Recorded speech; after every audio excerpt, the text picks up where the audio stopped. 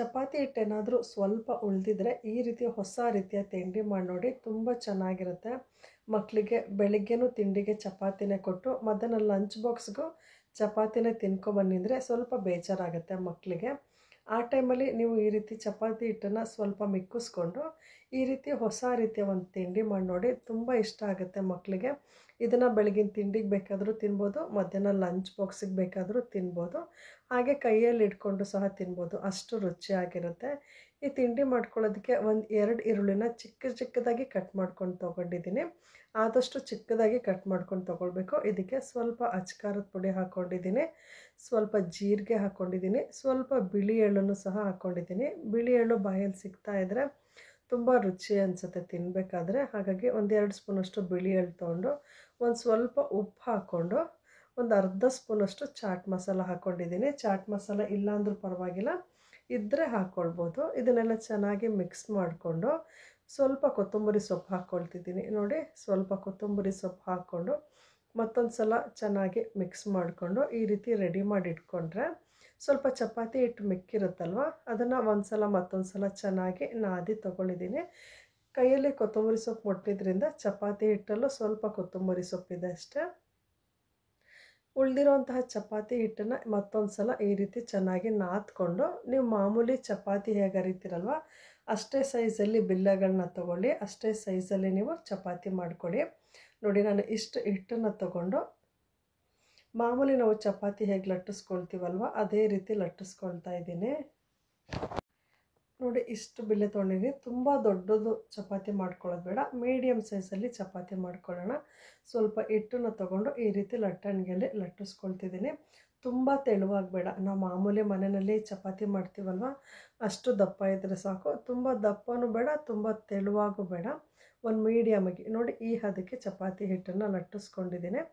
ಇದಕ್ಕೆ ಸ್ವಲ್ಪ ಈರುಳ್ಳಿಗೆ ಮಸಾಲೆ ಖಾರದ ಪುಡಿ ಎಲ್ಲ ಹಾಕ್ಕೊಂಡಿರ್ತೀವಲ್ವ ಅದನ್ನು ಹಾಕಿ ಸ್ಪ್ರೆಡ್ ಮಾಡ್ಕೊಳ್ಬೇಕು. ಇದಕ್ಕೆ ಒಂದು ಕ್ಯಾರೆಟನ್ನು ಬೇಕಿದ್ರೂ ತುರಿದು ತೊಗೊಳ್ಬೋದು. ಈ ರೀತಿ ಈರುಳ್ಳಿನೆಲ್ಲ ಚೆನ್ನಾಗಿ ಸ್ಪ್ರೆಡ್ ಮಾಡಬೇಕು. ನೀಟಾಗಿ ಎಲ್ಲ ಕಡೆ ಸ್ಪ್ರೆಡ್ ಆಗೋ ರೀತಿ ಸ್ಪ್ರೆಡ್ ಮಾಡಿಕೊಂಡು ಈ ರೀತಿ ಫೋಲ್ಡ್ ಮಾಡ್ಕೊಳ್ಬೇಕು. ಸ್ವಲ್ಪ ಅಗಲವಾಗಿ ಮಡಿಸ್ಕೊಳ್ಬೇಕು, ತುಂಬ ಸುರುಳಿಯಾಗಿ ಸುತ್ಕೊಳ್ಳೋದು ಬೇಡ, ಸ್ವಲ್ಪ ಈ ರೀತಿ ಅಗಲವಾಗಿ ಮಡಿಸ್ಕೊಂಡು ನೋಡಿ ಈ ಶೇಪಲ್ಲಿ ಮಡಿಸ್ಕೊಂಡಿದ್ದೀನಿ. ಇದನ್ನು ಮಧ್ಯ ಭಾಗಕ್ಕೆ ಕಟ್ ಮಾಡ್ಕೊಳ್ಬೇಕು. ನೀವು ನೀಟಾಗಿ ಪ್ರೆಸ್ ಮಾಡಿಕೊಂಡ್ರೆ ಇದು ಸ್ವಲ್ಪನೂ ಬಿಚ್ಚೋಗಲ್ಲ.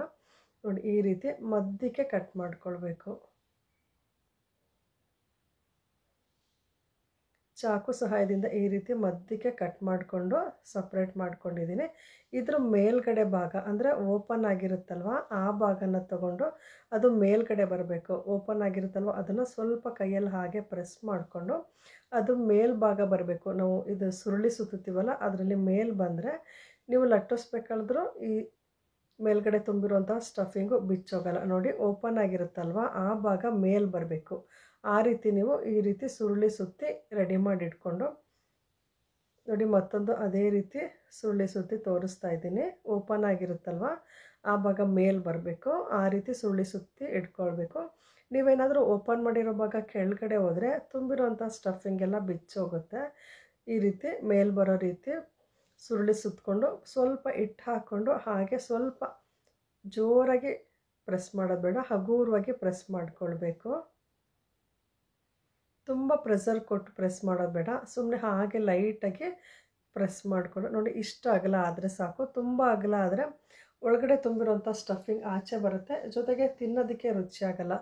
ಒಳಗಡೆ ತುಂಬಿರೋಂಥ ಸ್ಟಫಿಂಗು ಸ್ವಲ್ಪ ಹತ್ತತ್ರನೇ ಇರಬೇಕು, ಆವಾಗ ತಿನ್ನಬೇಕಾದ್ರೆಲ್ಲ ಬಾಯಿಗೆ ಈರುಳ್ಳಿ ಎಲ್ಲ ಸಿಗ್ತಾಯಿದ್ರೆ ಚೆನ್ನಾಗಿರುತ್ತೆ. ಮತ್ತೊಂದನ್ನು ಅದೇ ರೀತಿ ಲಟ್ಟಿಸಿ ತೋರಿಸ್ತಾ ಇದ್ದೀನಿ ನೋಡಿ.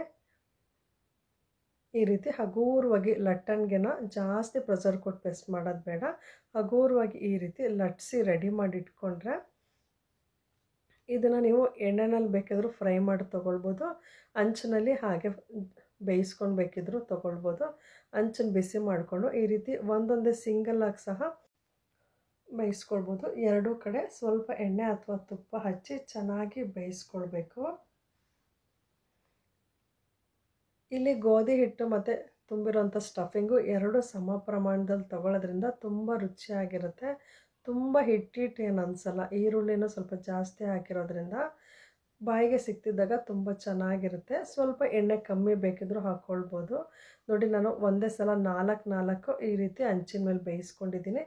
ನಿಮಗೆ ಸ್ವಲ್ಪ ಎಣ್ಣೆನಲ್ಲಿ ಕರ್ದು ತಿಂಡಿ ಇಷ್ಟ ಆದರೆ ಇದನ್ನು ಹಾಗೆ ಕರೆದು ತಿನ್ಬೋದು. ಬಿಸಿ ಎಣ್ಣೆಯಲ್ಲಿ ಫ್ರೈ ಮಾಡ್ಕೊಂಡು ಬೇಕಿದ್ರೂ ತಿಂದರೆ ಇನ್ನೂ ರುಚಿಯಾಗಿರುತ್ತೆ. ತವ ಮೇಲೆ ಸಹ ಈ ರೀತಿ ಬೇಯಿಸ್ಕೊಳ್ಬೋದು. ನೋಡಿ ಎಷ್ಟು ಚೆನ್ನಾಗಾಗಿದೆ ಅಂತ. ಬಾಯಲ್ಲಿ ತಿನ್ನಬೇಕಾದ್ರೆ ಹಾಗೆ ಈರುಳ್ಳಿ ಜೊತೆಗೆ ಮಸಾಲ ಮಿಕ್ಸ್ ಆಗಿರುತ್ತಲ್ಲ, ಅದು ತುಂಬ ರುಚಿ ಅನಿಸ್ತಾ ಇರುತ್ತೆ. ಮಕ್ಕಳಂತೂ ಹಾಗೆ ಕೈಯಲ್ಲಿ ಇಟ್ಕೊಂಡು ಓಡಾಡ್ಕೊಂಡು ತಿನ್ಬೋದು, ಅಷ್ಟು ರುಚಿಯಾಗಿರುತ್ತೆ.